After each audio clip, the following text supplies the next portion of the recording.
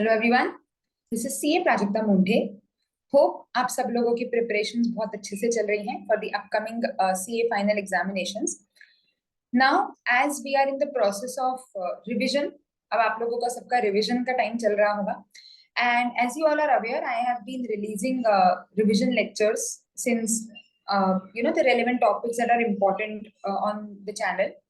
So continuing the same, we were discussing assessment procedure. In this, we are going to cover the next part, that is rectification and its related provisions.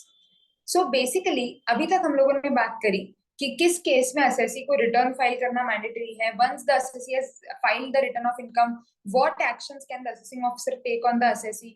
If the assessee has not filed return of income, then what would be the actions that the assessing officer can take? Which notices would be issued? Which kinds of assessments can be undertaken, etc. So we discussed various about the assessment procedure. Now there is a concept of rectification. Now what is a rectification? To be very simple, to be very easy, कभी कभी कुछ कुछ गलतियां ऐसी हो सकती हैं, या तो हमसे फाइल करते समय या तो डिपार्टमेंट से असेसमेंट करते समय, जिसमें कोई डिटेल्ड एनालिसिस की या कोई डॉक्यूमेंटेशन वगैरह सबमिट करने की जरूरत नहीं है, बस हमको वो गलती सुधारनी है ना। What is a revision of return? आप कोई रिटर्न में इंफॉर्मेशन आपने फर्निश करी जो आप चेंज करना चाहते हो, ठीक है।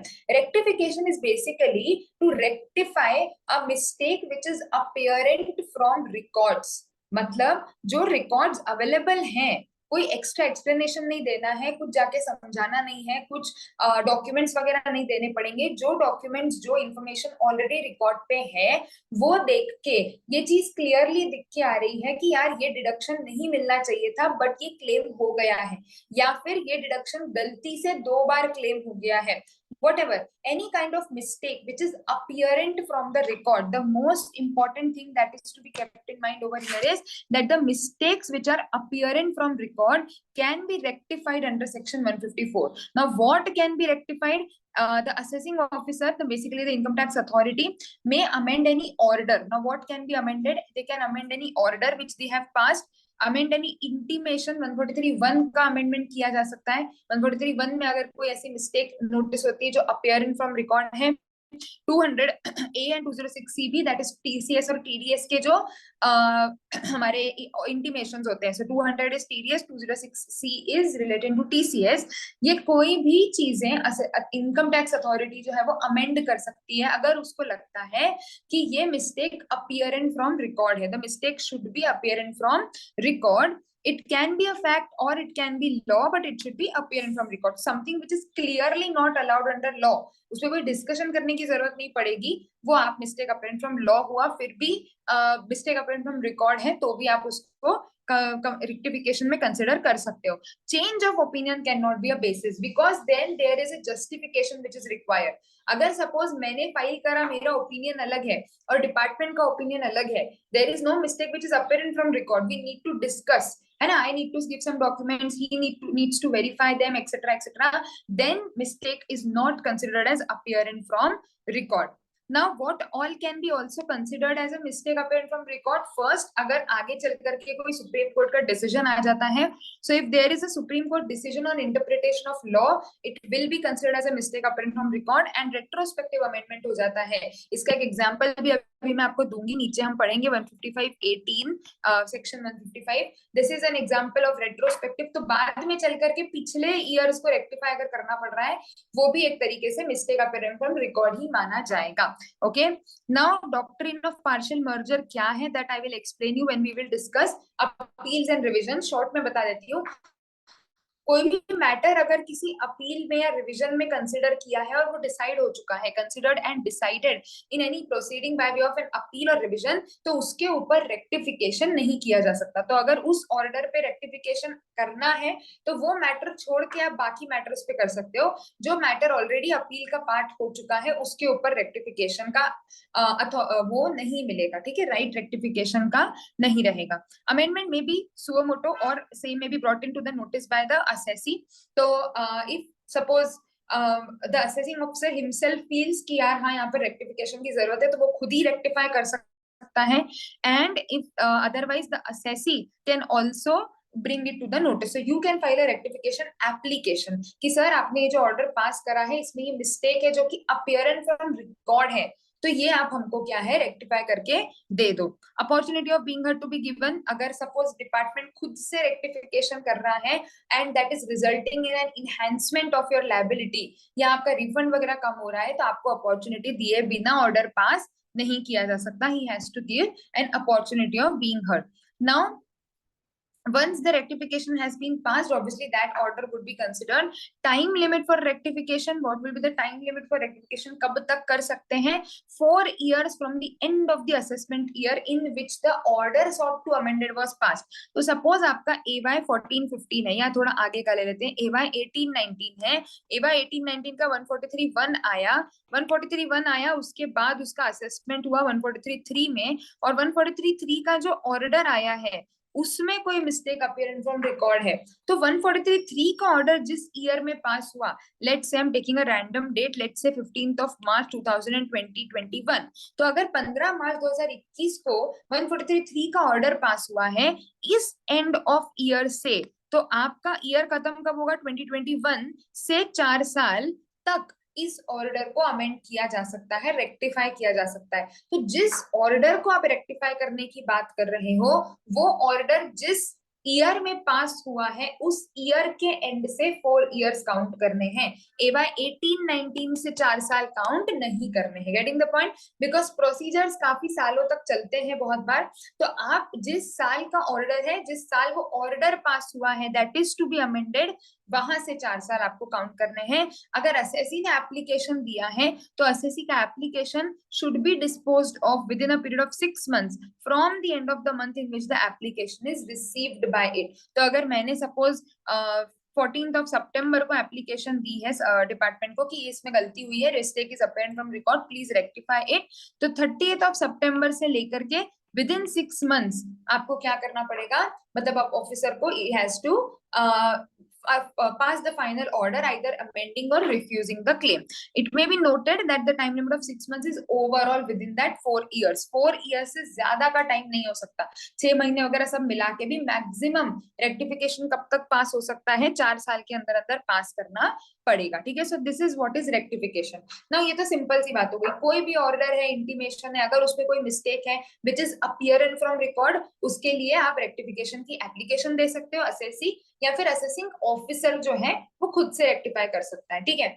नाउ 2 बातें जो यहाँ पर ध्यान रखनी है. फर्स्ट, अगर आपको एग्जामिनेशन में कोई क्वेश्चन आया है, the most important thing that needs to be kept in mind, what is a mistake appearing from record.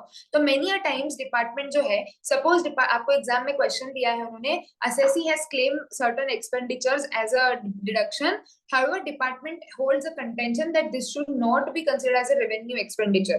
ठीक है. सो डिपार्टमेंट ने रेक्टिफिकेशन का इनिशिएशन कर दिया. नाउ अगर कोई एक्सपेंस बुक्स में क्लेम हुआ है, लेट्स से कोई सा भी एक्सपेंस है आपका, वो रेवेन्यू है या कैपिटल है, ये पता करने के लिए obviously if there is no straight jacket answer, that expense may be an expense जो कि रेवेन्यू भी हो सकता है, कैपिटल भी हो सकता है. ऐसे बहुत सारे एक्सपेंसेस होते हैं, राइट, हम लोग अकाउंट्स में देखते ही हैं, जहां पर आपको सब्सटैंशिएट करना पड़ेगा कि ये रेवेन्यू क्यों है, इसका डिडक्शन हमको क्यों मिलना चाहिए as a revenue rather than capital. So suppose there are repairs and maintenance which are regular nature of repairs and maintenance, obviously that will go in revenue, but कुछ ऐसे भी kind of overhauling expenses हो सकते हैं जो आप capitalize करते हो. तो how do you know whether that is a revenue or capital? You need to substantiate. It is not something which is a very straight answer कि yes or no, right?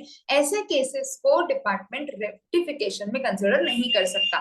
he has to initiate an assessment. आपका notice देख करके आपके documents बुलवाने पड़ेंगे, verify करना पड़ेगा, and then if he feels he has to make an addition but he cannot rectify, है ना. ये क्यों ऐसा स्पेसिफिक बहुत किया है? बिकॉज यहाँ पे टाइम लिमिट काफी ज्यादा है. आप देखो, अभी इतना टाइम दे दिया तो असेसी भी उसका गलत फायदा उठा सकता है और असेसिंग ऑफिसर भी उसका गलत फायदा उठा सकता है. दोनों चीजों को लिमिट में रखने के लिए कि भाई हम सिर्फ ये टाइम क्यों दे रहे हैं आपको, कि कोई छोटी सी गलती हो गई है जो दिख रही है गलत हुआ है, उसको सुधारना है, तो ठीक है 4 साल का टाइम दे दिया, but anything that requires deliberation, discussion, debatable issue, it should not be considered as a mistake which is appearing from record. Hope you are getting the point. तो first point is this is very very important in questions कि क्या है mistake appearing from record. Second is there are various cases, जब भी हो सकता है आपके ऑर्डर में तो कोई चीज मिस्टेक नहीं है, बट किसी और ऑर्डर में कोई चीज मिस्टेक हुई है, और या कोई मिस्टेक नहीं भी हुई है, बट बेसिकली कोई ऑर्डर जो है वो डिसाइड हुआ है जिस वजह से आपके ऑर्डर पर इम्पैक्ट पड़ रहा है. That is covered under other amendments. अब यहाँ से 4 साल कैसे देखा जाएगा, I will take an example तो आपको समझ में आएगा. Rectification of order of assessment of partners consequent to disallowance of remuneration. So partner और फर्म का जो रिटर्न होता है वो लिंक्ड होता है ना. इधर रेम्यूनरेशन मैक्सिमम कैलकुलेट होगा, उसके बेसिस पे पार्टनर का कितना अलाउ होगा, कितना टैक्सेबल होगा, वो डिपेंड करेगा. अब अगर फर्म का असेसमेंट जो है वो क्लोज हुआ, लेट से जब भी क्लोज हुआ, और उसमें जो अलाउएबल रेम्यूनरेशन है वो चेंज हो गया. अब अगर फर्म का अलाउएबल रेम्यूनरेशन चेंज हो गया, तो that obviously means that it will impact the return of the partner, right? So the order of the assessment order of the partner needs to be amended accordingly. अब ये पास हुआ कभी भी, अब हम 4 साल कब से गिने? फर्म का तो कोई ऑर्डर ही नहीं, पार्टनर का तो कोई ऑर्डर है ही नहीं जिसको अमेंड करना है, तो 4 years from where. So ultimate concept ये ध्यान रखो कि आप रेक्टिफिकेशन कर क्यों रहे हो. ठीक है, आपके किसी ऑर्डर में कोई गलती नहीं थी, बट किसी और असेसी के ऑर्डर में कोई गलती थी जिस वजह से आपका इफेक्ट हो रहा है. तो the reason of that rectification is that other order. वहां से 4 साल काउंट करने पड़ेंगे. लॉजिक समझा, कॉन्सेप्ट समझा. तो क्या बोला उसने, 4 year period making amendment in the assessment of partners would be from the end of the year in which the order was passed for the firm. तो फर्म का ऑर्डर जब पास हुआ है, let's say 28th of April 2022 को firm का कोई assessment order pass हुआ है फॉर AY 2021. अब पार्टनर का कोई असेसमेंट नहीं हुआ, कुछ नहीं हुआ, सिर्फ 143(1) आया, जितना भी रिफंड था, टैक्स था, वो सब सेटल हो चुका है. लेकिन यहाँ पर फर्म का ऑर्डर अमेंड हो गया, और फर्म का ऑर्डर आने की वजह से पार्टनर का रेम्यूनरेशन जो है वो अफेक्ट हो गया. तो पार्टनर इस केस में it will be considered as a mistake appearing from record, and 4 years जो है वो आपको कहां से गिनने पड़ेंगे, मार्च 23 से. Getting the point. So March 23 से 4 साल के अंदर अंदर पार्टनर का ऑर्डर रिवाइज रेक्टिफाई करना पड़ेगा. So ultimately, why is that rectification happening? Is what you should be keeping in mind कि क्यों रेक्टिफाई करना पड़ रहा है. जिस ऑर्डर की वजह से हमको रेक्टिफाई करना पड़ रहा है, वहां से 4 साल गिनना है. Simple. Similarly in case of AOP BOI भी, जो फाइनल ऑर्डर AOP BOI का आया है, वहां से आपको 4 साल का लिमिट काउंट करना है. Rectification of assessment consequent to disallowance of excess loss और डेप्रिसिएशन अलाउड. तो रीअसेसमेंट हुआ, आपके पिछले सालों का ब्रॉड फॉरवर्ड लॉस जो है वो कम हो गया, तो आगे हर साल में आपका लॉस चेंज करना पड़ेगा. कहां से गिनोगे, जिस साल 147 का ऑर्डर पास हुआ वहां से 4 साल गिनना पड़ेगा. समझ रहे हैं, लॉजिक सब में सेम है. जिस वजह से आपको रेक्टिफाई करना पड़ रहा है, वहां से 4 years काउंट करने हैं. Rectification on account of capital gains which were not charged by virtue of 47(4) और 5 and have become chargeable under 47A. तो 47 में कुछ कुछ कंडीशंस होती है कि transaction that would not be considered as transfers, right. लेकिन उसमें उन्होंने कुछ ना कुछ रेस्ट्रिक्शंस देके रखे हैं कि ये कंडीशंस अगर फुलफिल होंगी तो ही आपको बेनिफिट मिलेगा, अदरवाइज आपका ट्रांजैक्शन जो है वो टैक्सेबल हो जाएगा. So let's take one example कि अगर सपोज ट्रांसफर हुआ है, relevant asset was transferred and it was converted into stock in trade within a period of 8 years. तो डिपार्टमेंट बोलता है 47A में कि ये जो एग्जेम्पशन है वो हटानी पड़ेगी. अब आपका एग्जेम्पशन लेके आपने तो रिटर्न फाइल कर दिया था, ठीक है. अब 8 साल के अंदर अंदर आपने उसको स्टॉक में कन्वर्ट कर दिया. जो असेट ट्रांसफर करी थी होल्डिंग ने सब्सिडियरी को, वो स्टॉक में कन्वर्ट हो गई. या फिर पेरेंट कंपनी का 100% का कंडीशन होता है, तो वो 100% जो है वो हो गया, मतलब कंडीशन ब्रीच हो गई within a particular period, जो स्पेसिफिक पीरियड है आपके उस सेक्शन के लिए. तो now that exemption has to be withdrawn. अब कैसे करें, पीछे जाके 4 years from the end of the previous year in which the relevant capital asset was converted. तो कन्वर्जन की वजह से हुआ है तो वहां से देखोगे, और नहीं तो पेरेंट कंपनी ने जब 100% होल्डिंग छोड़ दी उस वजह से रेक्टिफिकेशन हो रहा है, तो उस साल में जाकर के वहां से 4 साल गिनना पड़ेगा। अल्टीमेट कॉन्सेप्ट वही है, जिस वजह से रेक्टिफिकेशन करना पड़ रहा है उस साल से 4 साल गिनने पड़ेंगे। रेक्टिफिकेशन की इफेक्ट अंडर सेक्शन 10AA में there are certain time limits कि आपको जो एक्सपोर्ट रियलाइजेशन है वो एक सर्टेन टाइम लिमिट में होना चाहिए, and if it is not done then आगे चल करके जब आपको पैसा इंडिया में लाओगे तब आपको बेनिफिट मिलेगा। So in the previous year in which the income is so received in India, वहां से 4 साल आपको 4 साल के अंदर आपका ऑर्डर रेक्टिफाई करना पड़ेगा। Rectification to give effect to TDS TCS not deducted while computing tax liability. So basically अगर आपको क्रेडिट नहीं मिला है, टीडीएस टीसीएस सर्टिफिकेट्स जो है वो फर्निश नहीं किए रिटर्न के साथ और आपको क्रेडिट नहीं मिला है, certificates are produced subsequently within 2 years from the end of the assessment year, assessing officer can amend the order of assessment. However, such rectification is possible only if the income from which tax has to be deducted or income on which tax has been collected has been disclosed in the return of assessment year. तो आपको credit बाद में मिल रहा है, तो आपको 4 साल कहाँ से मिलेंगे वहां उसके ऊपर देखना पड़ेगा। Now this law is bit unclear, so they have given both the interpretations, but I would also go with the second one because that is the whole object of 155 section. So first view would be that the time limit of 4 years would be from the end of the year in which the intimation was passed. लेकिन again वो हमारा 155 का essence नहीं है। 155 क्यों लाया है? ताकि अदर किसी रीजन की वजह से अगर आपको रेक्टिफिकेशन करना पड़ रहा है, तो second view could be that it would be reckon from the year in which the TDS certificates are produced before the assessing officer, because उसकी वजह से आपका रेक्टिफिकेशन हो रहा है। तो that in that case second view is more reasonable, but obviously जब दो व्यूज है तब आपको मेंशन कर देना चाहिए आपके सोल्यूशन में कि ये दोनों इंटरप्रिटेशंस हो सकते हैं, सेक्शन इज नॉट क्लियर।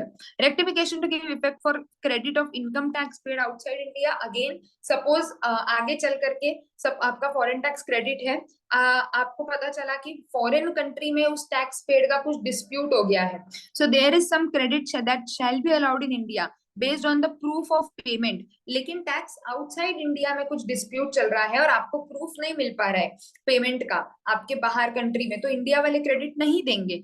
लेकिन जब वो डिस्प्यूट सेटल हो गया तब आपने डिपार्टमेंट में जाकर के सारे डॉक्यूमेंट सबमिट कर दिए और आपको डिपार्टमेंट ने बोला ठीक है हम आपको एफटीसी का क्रेडिट दे देंगे।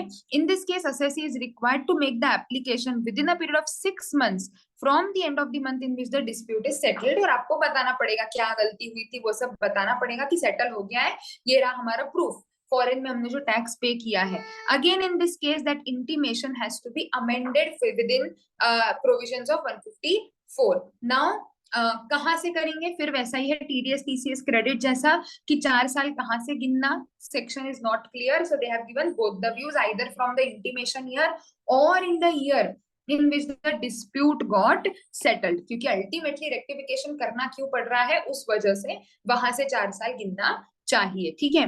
Now rectification consequent to revision of full value of consideration, तो आपकी स्टैम्प ड्यूटी वैल्यू जो होती है 50C वगैरह में आप बोलते हो कि that has to be considered, वो वैल्यू जो है वो डिस्कशन में थी और अपील में वो वैल्यू चेंज हो गई, तो ऑब्वियसली आपने जो इनकम रिटर्न फाइल किया होगा या आपका जो असेसमेंट हुआ होगा उसमें चेंज करना पड़ेगा।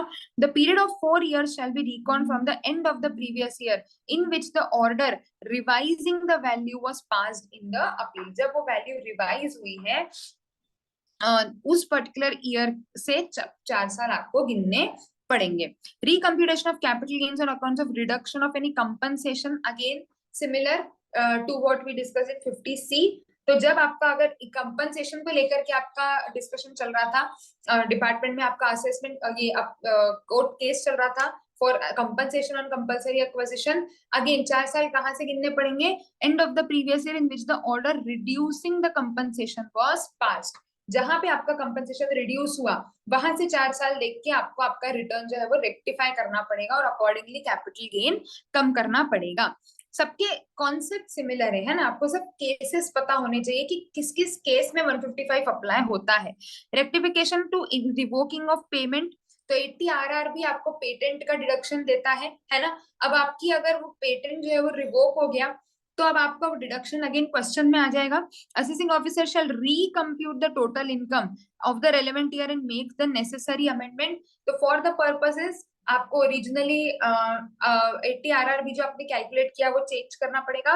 4 years will be from the year in which the order of the high court or controller was passed. जिस ऑर्डर में उन्होंने पेटेंट रिवोक कर दिया, जिस वजह से आपका 80 RRB अफेक्ट हो रहा है, वहां से आपको 4 साल गिनना पड़ेगा. Deduction in respect of this is that an example जो मैंने ऊपर बोला था आपको, retrospective amendment of law will be considered as a rectification with और a mistake apparent from record basically. तो 155 जो है फाइनेंस एक्ट 2022 में रेट्रोस्पेक्टिव अमेंडमेंट लाया था कि जो आपका इनकम टैक्स के ऊपर सरचार्ज और सेस होता है उसका आपको डिडक्शन नहीं मिलेगा, जो मैंने यहाँ पर आपको लिखवाया था अभी. सो वो उन्होंने यहाँ पर लाया था कि रेट्रोस्पेक्टिव अमेंडमेंट लाया है, मतलब अगर आपने पहले से कभी भी आपका ये क्लेम किया है सरचार्ज सेस, तो वो सारे ऑर्डर्स जो है वो आपको अमेंड करने पड़ेंगे and that would be considered as a mistake which is appearing from record. So surcharge और सेस लोग क्लेम कर लिया करते थे क्योंकि सेक्शन में लिखा था टैक्स, तो उन्होंने बोला कि टैक्स बोला है, सरचार्ज सेस नहीं बोला है, हम तो क्लेम करेंगे. डिपार्टमेंट ने बोला भैया tax shall include and deemed to have always been include surcharge and cess, retrospectively amend कर दिया with effect from AY part 6. तो सारे आपके असेसमेंट्स जो है वो रेक्टिफाई करने पड़ेंगे and 4 year will begin from the end of the previous year commencing on this, that is 31st of March. क्यों? क्योंकि तब वो अमेंडमेंट इफेक्ट में आया, भले रेट्रोस्पेक्टिव आया बट अमेंडमेंट तो बाद में आया. वहां से 4 साल के अंदर अंदर आपको पिछले सारे ऑर्डर्स जो है वो रिवाइज करने पड़ेंगे एंड अकॉर्डिंगली जो भी उसके ऊपर टैक्स है वो एक्स्ट्रा टैक्स आपको पे करना पड़ेगा. 156 का नोटिस दिया जाएगा and accordingly you will have to pay whatever is the difference of that additional tax. Okay, चलो now 155(20) this is again a recent amendment. Many a times it happens that the year in which the income is claimed and the year in which the tax is deducted are different. So income has been included in the return of income under 139 and tax has been deducted at source and paid in accordance in a subsequent year. तो suppose मैंने income तो 2021 financial year में offer कर दी, but मेरा जो deductor है जिसने मेरा टैक्स डिडक्ट किया है उसने वो टीडीएस रिटर्न जो है वो अगले क्वार्टर में फाइल किया, तो मेरे 26 ईयर्स पे अगले साल दिख रहा है, जबकि मैंने इस साल इनकम ऑफर कर दी. तो दिक्कत क्या हो जाएगी, इस साल मुझे क्रेडिट मिलेगा नहीं क्योंकि मेरे 26 ईयर्स पे दिख नहीं रहा. सामने वाले अगले साल में मेरे पास इनकम नहीं है तो मैं क्रेडिट किसके अगेंस्ट लूं, तो ये दिक्कत आती है. प्रैक्टिकली ये बहुत बड़ा इशू था in a lot of cases. So now they have brought in a new section 155(20). What they are saying कि अगर ऐसी सिचुएशन हुई है, assessee should file an application within a period of 2 years from the end of the year in which such tax was deducted at source, मतलब जिस साल आपका deduct हुआ है, और आपको 2 साल के अंदर अंदर एप्लीकेशन देनी है. और असेसिंग ऑफिसर क्या करेगा, he will amend the order of assessment और any intimation allowing credit within the relevant assessment year. तो आपको अमेंड करना पड़ेगा. Credit of such tax shall not be allowed in any other assessment year. और 4 साल मतलब rectified order कब तक पास करना है, shall be reckoned from the end of the financial year in which such tax has been deducted. तो जिस साल डिडक्ट हुआ उससे 2 साल के अंदर अंदर एसएससी को एप्लीकेशन करना पड़ेगी. इसका एक form number 71 has been notified and उसके within 4 years, मतलब जिस साल टैक्स डिडक्ट हुआ है वहां से 4 साल के अंदर अंदर रेक्टिफाइड ऑर्डर जो है वो पास करना पड़ेगा. So these are the different cases जहां पर किसी और वजह से आपका ऑर्डर अमेंड हो रहा है, तो आपके 4 years की लिमिट कहां से काउंट होगी, that they have clarified. So this is the different kinds of ways wherein आपका return process होके assessment हो सकता है, your orders would get amended. All the different parts of assessment procedures we have completed. General छोटे-छोटे से sections है. Notice of demand comes in section 156.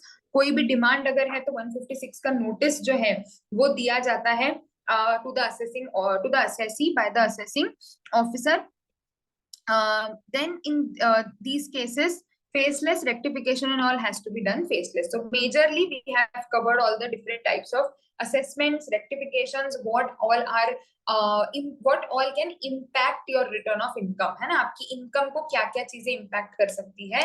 So we have covered the relevant provisions as a part of revision. Now very important to focus on the questions questions में आपको practical situations दी जाएंगी।